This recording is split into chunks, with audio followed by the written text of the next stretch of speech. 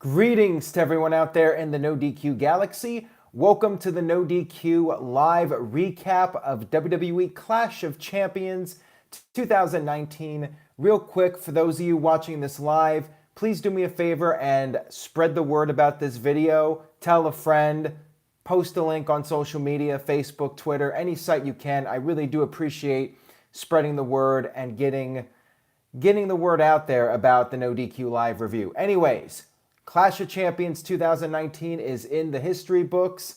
Let's go ahead and get started with the first match, which was the Kickoff Cruiserweight Championship. Of course, 205 Live in the kickoff position. We had Drew Gulak defending against Humberto Carrillo and Lince Dorado.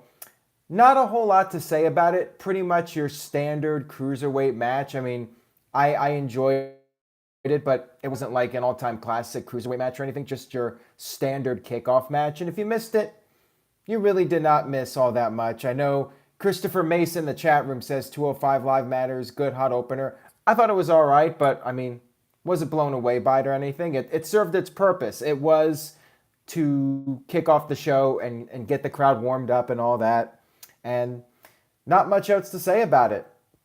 Gulak picked up the victory in standard fashion for these triple threat matches where one person hits the big move. In this case, it was Carrillo hitting the Aztec press, but then Gulak threw him to the ring post and then stole the pinfall, which is what we saw this past week with, I believe, Baron Corbin stealing the pinfall. Maybe that was another match I'm thinking of, but it happens quite often in these triple threat matches where you have the heel steal the pin after the babyface does the work. Let's move on here to the second kickoff match, which interestingly enough was Cedric Alexander versus AJ Styles for the United States Championship. To my knowledge, this is the first time we've ever seen AJ in a kickoff match. Correct me if I'm wrong. I'm trying to remember if he ever was in a kickoff match, but I cannot recall one. Darius Jefferson says, why were there two kickoff matches? Well, when you have like 12 matches on the card, you got to have some kickoff matches, I suppose. Anyways, Alexander got a big pop. It was in his hometown of Charlotte, North Carolina, which you know what that means, ladies and gentlemen. Typical WWE fashion, the hometown hero does not go over. I mean, every once in a while they do, but it's pretty rare. More times than not, the hometown person does not win in WWE. This was almost a squash match. I mean, Alexander had his little moments. He actually, right off the bat, as soon as the bell rang, literally when the bell rang to start the match, Alexander hit a Michinoku driver and got a near fall. But after that, it was pretty much all Styles.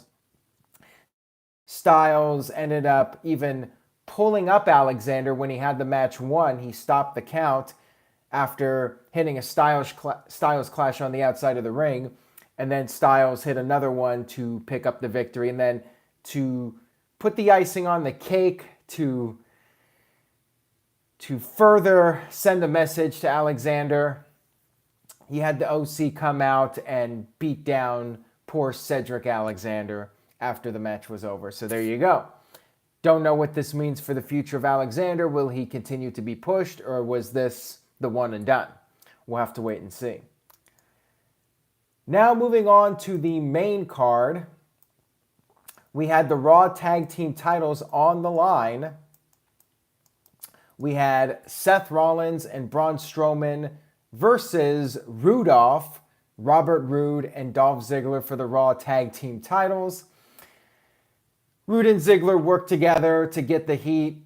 Strowman got tagged in, cleaned house, and then Rollins tagged back in. But there was this miscommunication where Strowman knocked Bobby Roode into Seth Rollins, and then Roode capitalized on this and hit the glorious DDT to pin Seth Rollins.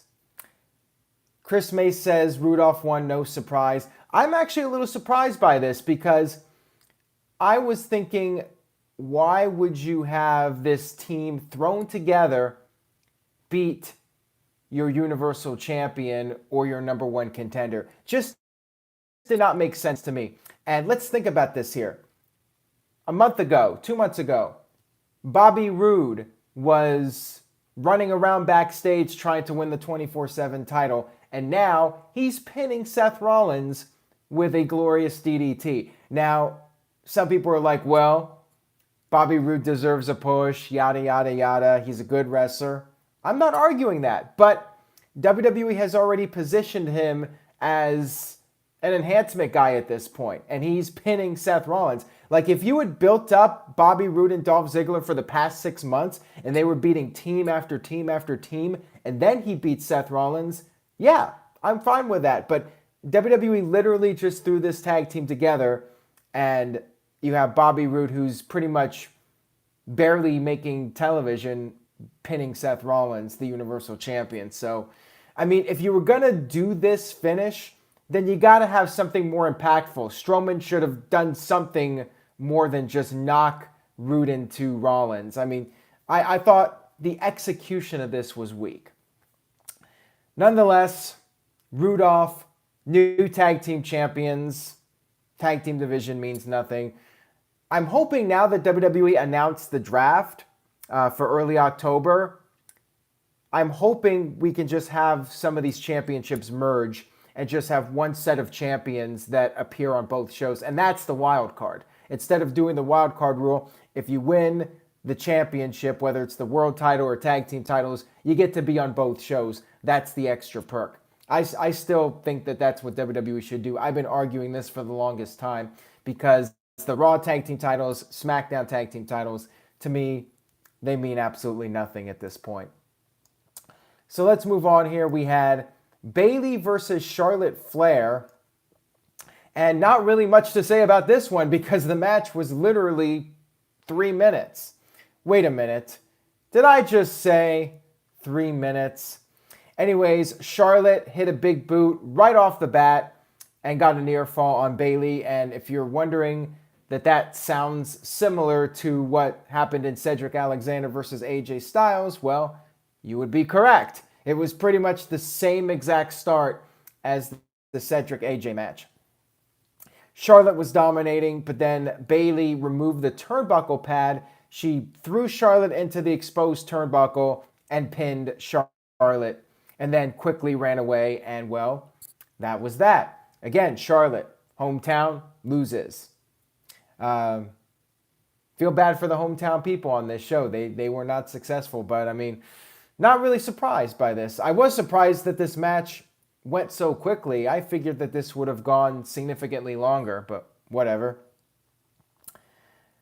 Moving on here, we had the SmackDown Tag Team titles.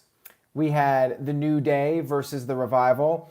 Xavier Woods was selling his injury from the Revival last month, and this did play a role into the match.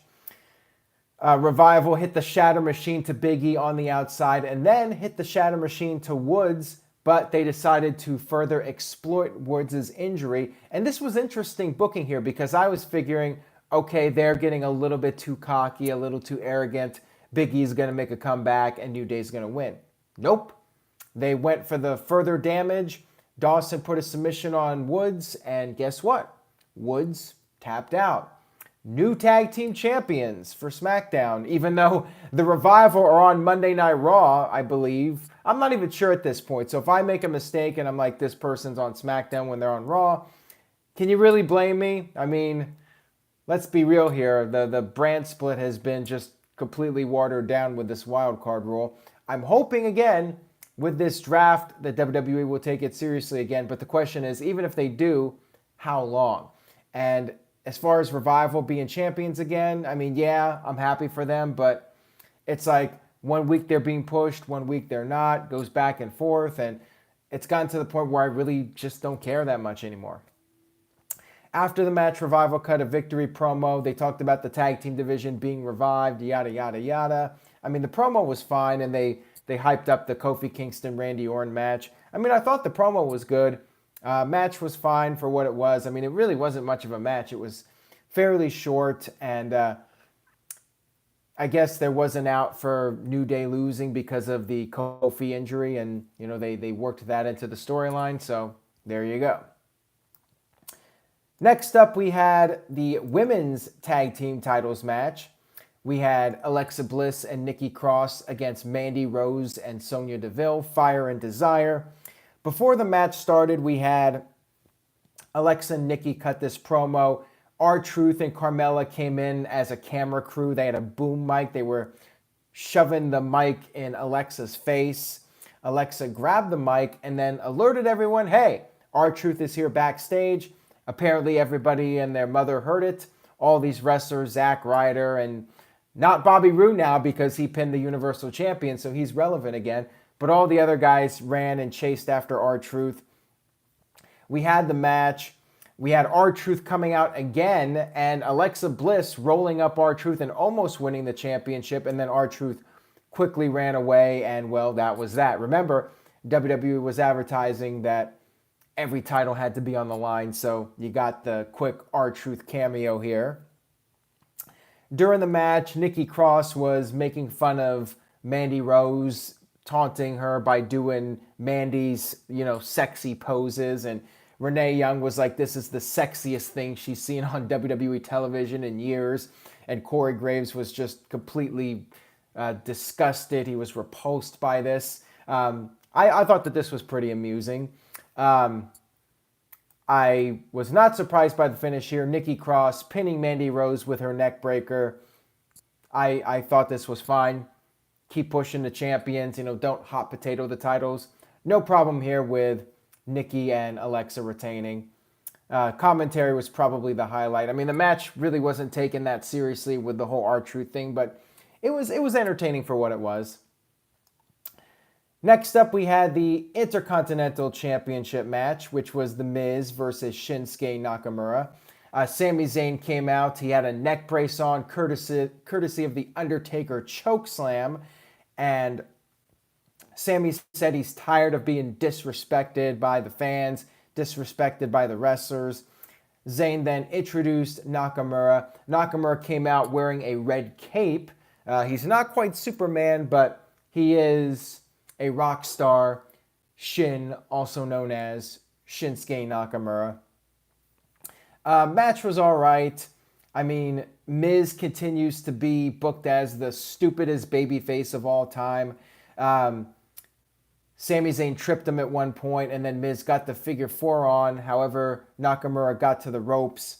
And then Miz hit the skull-crushing finale, and that's when Sami Zayn started distracting the referee. And then the Miz, instead of just staying focused on the guy in the ring, he starts running after Sami Zayn. Like, that's going to accomplish anything whatsoever. Why not just tell the referee, hey, kick this guy out? Like, why start chasing after him? Again, Miz, worst booked babyface of the year, in my opinion. We had Miz get blindsided by Nakamura, of course. Nakamura hits the Kinshasa, picks up the victory, and what a lousy babyface the Miz is. I have nothing else to say about it. I mean, on one hand, I'm glad Nakamura is continuing the momentum, but man, what a fall from grace for the Miz. I mean, I guess he's doing all right. His TV show's doing decent ratings, so good for him. But man, just sad to see how hot he was a year ago and how much he has cooled off. And moving on here, we had the Raw Women's title match, Becky Lynch versus Sasha Banks, which may have been the match of the evening, in my opinion. I thought these two had a really good match, well laid out match. Crowd was pretty hot for it. Sasha Banks doing the heel routine, taunting the fans. Becky taking advantage of the situation. Sasha getting some near falls in here. Some submissions going back and forth. I enjoyed the match. I thought it was a good match, and then Sasha started getting frustrated when she could not put Becky away. She ended up grabbing a steel chair, using it when the referee was distracted. Becky still kicked out. Sasha then was just not caring at all and decided to use the chair right in front of the referee.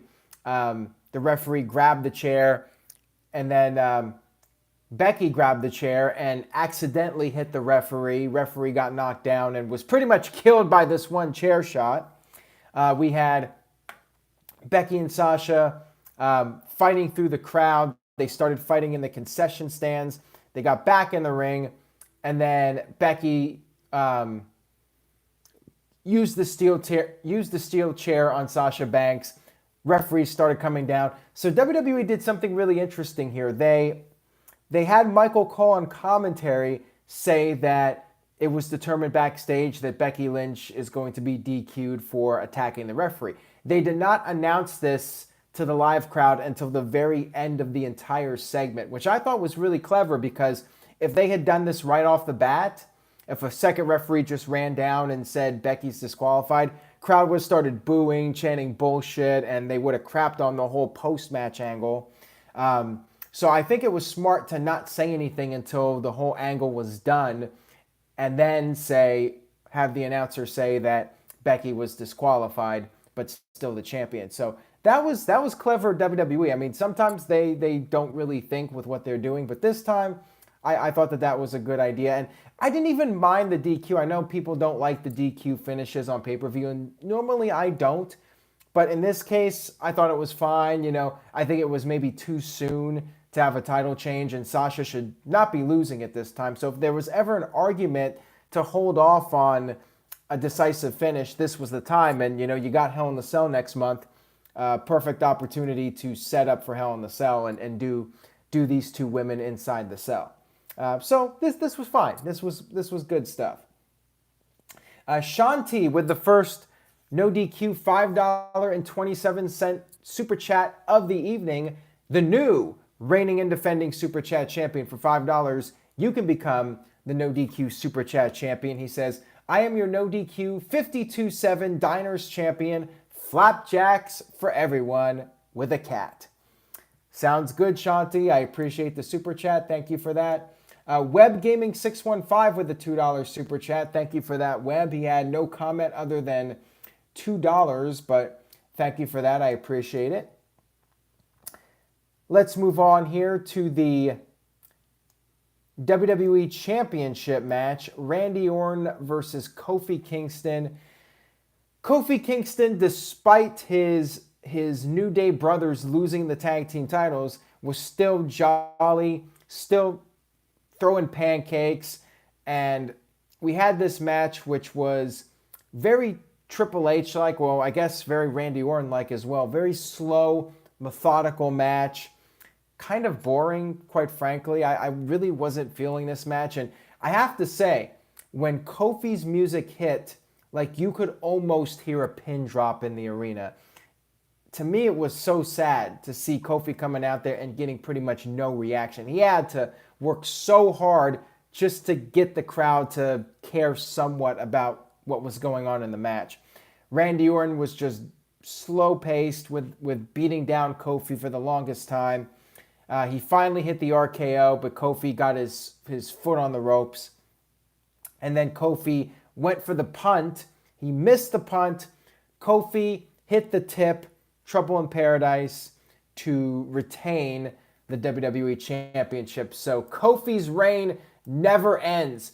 And that formula is out the window. On SmackDown, Kofi got the best of Randy Orton, and he still won on the pay-per-view. So that doesn't apply anymore. And I should have known better. I should have just predicted Kofi to retain, but I guess I went with what my heart wanted instead of what my brain was feeling. Like, I just felt like it was time for a title change. Kofi's gotten stale, and I think the crowd reaction tonight spoke volumes about how it's time to get the title off of Kofi. So I think Orton should have won it. Didn't happen, and it looks like Kofi's moving on to another feud. I don't know what that is, but yeah, match itself I thought was pretty boring. Cannot pronounce his name, Rohith with a $2 super chat. He left no comment though, but thank you for that super chat. I appreciate it. And we have a $5 super chat from Shanti again. So Shanti is just going to beat himself. He's going to beat himself. He says, I'm here to retain my title. Wait, this means I'm pinning myself. Oh well, yell my name, Shanti. Congratulations, Shanti. That doesn't happen often when somebody pins themselves to win the NoDQ Super Chat Championship. And Web Gaming 615 with a $4 Super Chat says, my favorite YouTube channel, much love to you guys. Well, thank you very much for that, Web. I appreciate your viewership and your support. Thank you for tuning in, and please spread the word, tell a friend. Let's move on here to the no DQ match, which was Roman Reigns versus Erick Rowan.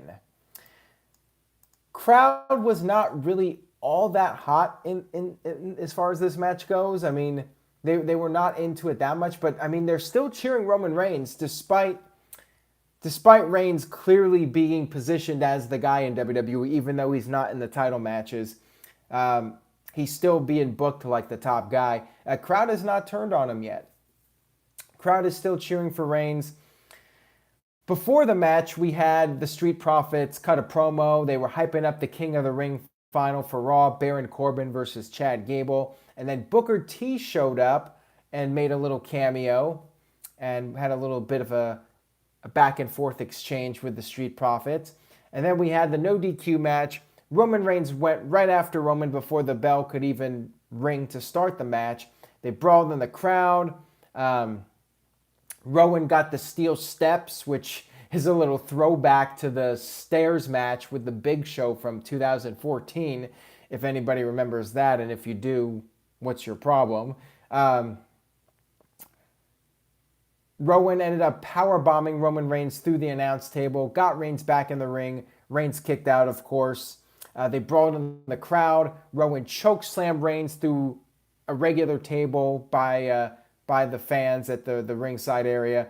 And then Rowan tried to use the jib camera just like he did on SmackDown, but Reigns got the upper hand and used it on Rowan.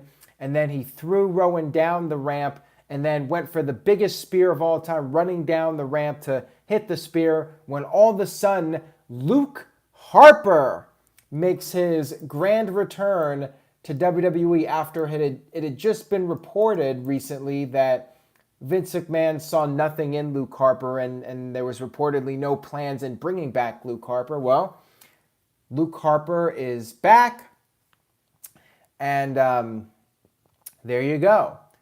I'm happy. I'm very happy that Luke Harper is back in action.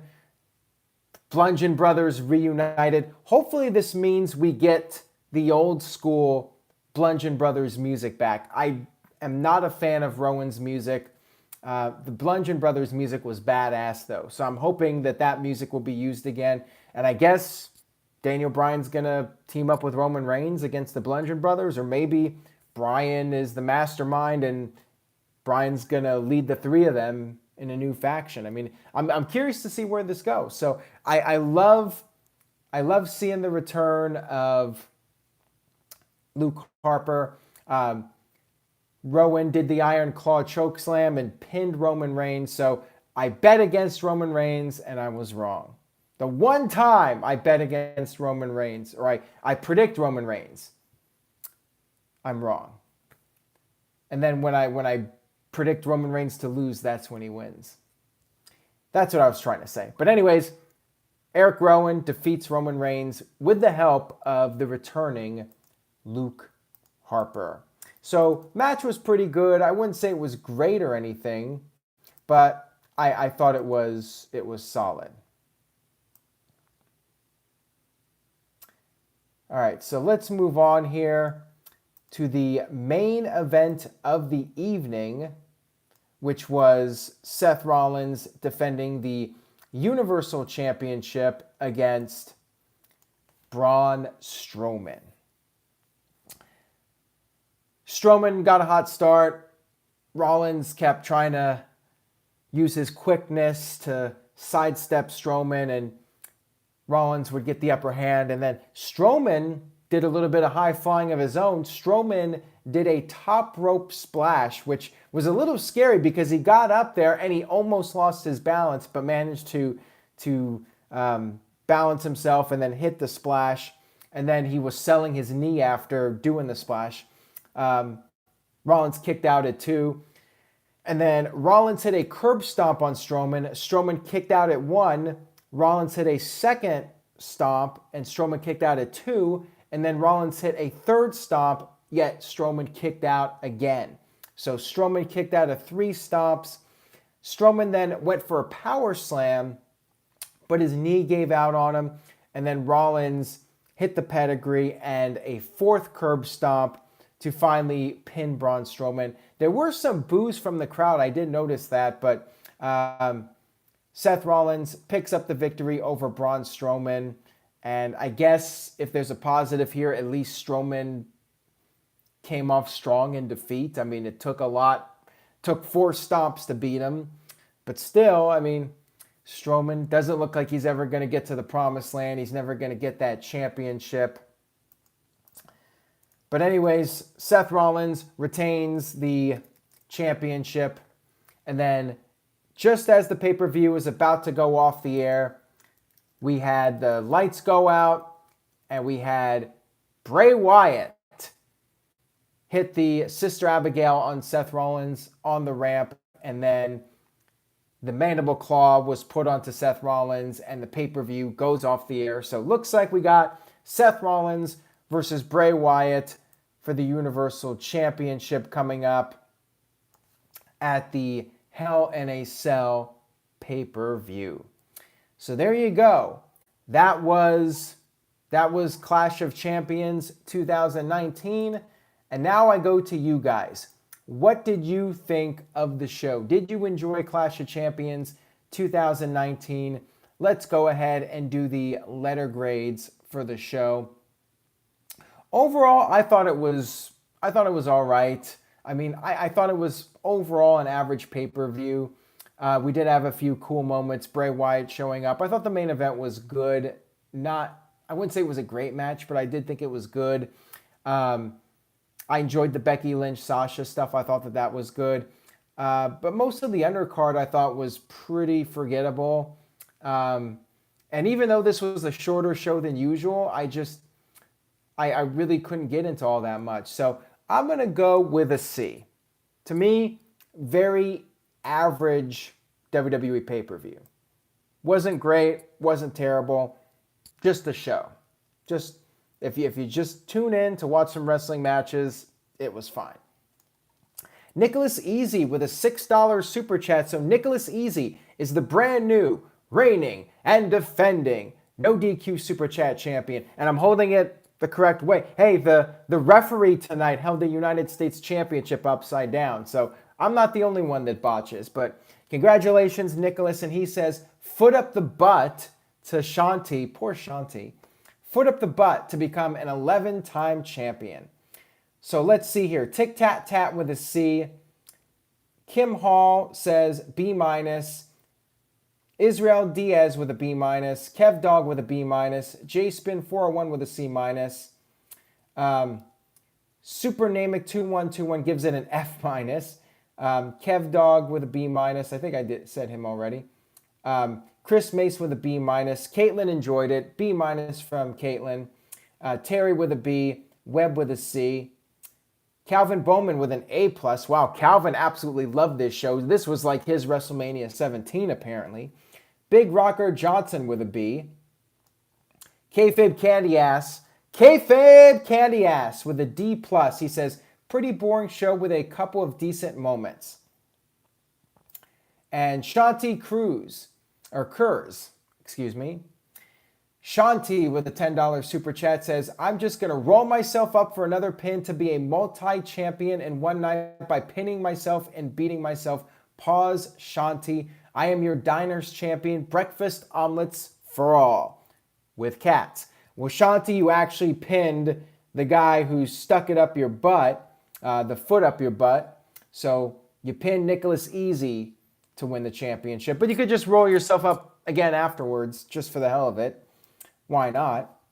And we have Duran Show with a $10 super chat says, don't ignore me, LOL. Well, I'm not ignoring you. Duran, ignored no longer. You are the brand new, reigning, and defending No DQ 24/7 Hardcore SHIT Saskatchewan Hardcore Invitational title champion, yada, yada, yada. Congratulations to you. And Walter Cruz. So we have Shanti Kurtz and Walter Cruz. That's why I keep messing it up. Walter with a $5 super chat says, The Fiend should chase the title for a bit. If WWE wants this soon, then what unless they let him keep the title for a long time? C+ grade for the pay-per-view. I mean, I definitely feel that's a valid point, that it's too soon for Bray Wyatt to be going for the championship, but maybe Bray Wyatt wins. However, why do it so soon? Why not slowly build up Bray Wyatt and have him beat some people before challenging for the title? I mean, Bray's really got to win it at Hell in the Cell. If Bray doesn't win it, I mean, where do you go with him from there? Like, he's got to win the title, and then you can have Bray Wyatt come back as the Demon. You can try to build up Strowman again and do Strowman versus Wyatt. So, yeah, I really feel that Bray's got to win the title. Otherwise, like, I think it would be a huge mistake to be putting him in this position this soon. Chris Mace with a $2 super chat says, was I the only one to pick Chad Gable to win King of the Ring? That's a good question. Were you the only person? I don't recall anybody that picked Chad Gable. So if you did, then props to you, I guess. Michael Sampson with a $2 super chat says, hi from Kansas City. Hello, Michael Sampson. Thank you for the super chat, and thank you for tuning in tonight. I really do appreciate it. Shanti Kurds with a $1.49 super chat, and he leaves a black cat emoji. Well, thank you for that. And we are just coming off of Friday the 13th, so nice touch there, Shanti. Noah says, decent show tonight. B for me. Have a great chat. Good night, everybody, says the simple man, Noah Foster. So just letting you guys know that this is the first of 4 straight live streams. Tomorrow night is Monday Night Raw, of course. Tuesday night is SmackDown. Wednesday night, I will be live streaming as well for the premiere of NXT on the USA Network. And I will be live streaming every Wednesday night starting this Wednesday. Now, first 2 weeks, it's going to be NXT, but starting October 2nd, I will be doing my live recap of AEW on TNT. And I might still talk about NXT, but I'm going to be watching AEW starting October 2nd. But for the first 2 weeks, I will be recapping NXT live on this channel. So make sure you guys subscribe if you haven't already. And if you can, click on that notification bell to get updates as they become available. $2 super chat from Kyle. He says, C- from Pittsburgh. Well, thank you for that. I appreciate it. He's got the Superman logo there. Yeah, I mean, C-, that might be a little bit harsh. I mean, I thought overall the show was decent. Like I said, solid C. What wasn't the best show, but wasn't the worst show either. And people are still giving their letter grades in the chat room. So yeah, the No DQ schedule will be changing up a little bit fairly soon.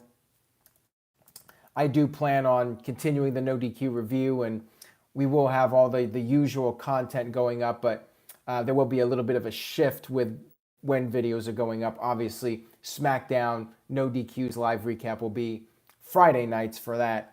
Wednesday nights will be NXT for the first 2 weeks, and then AEW. All right, guys, so on that note, I will go ahead and wrap up this video. Thank you all so much for watching. Make sure you stay tuned to NoDQ.com for the very latest. And again, if you can, tell a friend. If you have a friend out there who watches wrestling, WWE or AEW, or any promotion for that matter, have them check out NoDQ.com and the YouTube channel. Word of mouth really goes a long way. So if you guys can just take a few moments of your time, tell a friend, I would really appreciate that. So thanks again, everyone. Have a great evening. I'll be back tomorrow night, and we'll see what happens with WWE as we get into the very interesting month of October. See you guys next time. Take care.